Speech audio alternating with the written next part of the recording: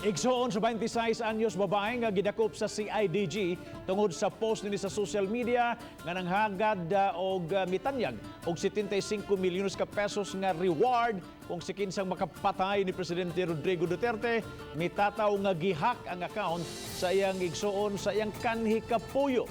Si Luan Mirondinas sa report.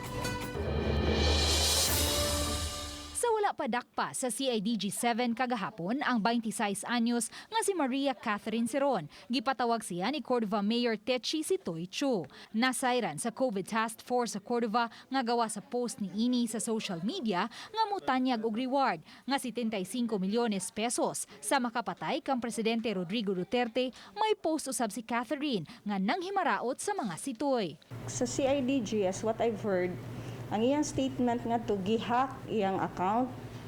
So meaning, it's her account. Nga gihack lang. Pero sa iyang statement na mo, dili siya ang gahimo sa account.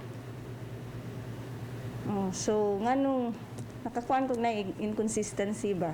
Gipasabot sa igsuon ni Catherine nga si John Paul Seron nga dili ang iyang manghod ang nagpost ni ini, kundili ang kanhi kapuyo ni Catherine. Apan gumikan sa kahadlok, wa na makapost si Catherine og pahibalo sa social media nga laing tawo ang nagamit sa social media account niya. Dugang ni John Paul, hilumon nga pagkataw si Catherine og dili kini mahilig mo post og mga pagpanaot sa gobyerno. Sila si John Paul og ang iyang inahan namroblema kay buot unta nilang muduaw kang Catherine kinsa gitanggong sa CIDG-7 aron mahatdan og pagkaon og sapot apan wa sila'y masakyan. Kung mapamatud-an lang ni Seron nga dili siya ang nigamit sa mong account ug dili usab siya ang nagpost ni adto, andam ang lokal nga kagamhanan sa lungsod sa Cordova nga moabag kaniya sa pagpasaka og kaso batok sa responsable ni ini. Okay siya, cooperate siya, and then okay sad siya nga i-turn over iyang cellphone para i-investigate og unsa pay mga moabot nga mga messages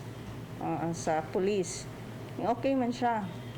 So, mao lagi nakatuog gyud ko nga tinuod iyang sulti nga biktima lang pud siya. Sa katong ikaw nga kabalo ko nga lipay kay ka sa imong gibuhat nga tawar man gyud taning kalibutan nga nasa tay konsensya no nga hinaton ta nga makatulog kag himbing kaayo. Samtang gitataw sa CIDG nga sa korte na lang ipasabot ni Seron ang iyang habig. Mipasaka na ang CIDG og inciting to sedition batok kang Catherine. Bagong sistema karon no sa tuang provincial prosecutor nga kundiin ang atuang suspect diri na lang pinagi na lang sa tuang kaning messenger no ang online ang atuang contact para ma-inquest ang atuang suspect.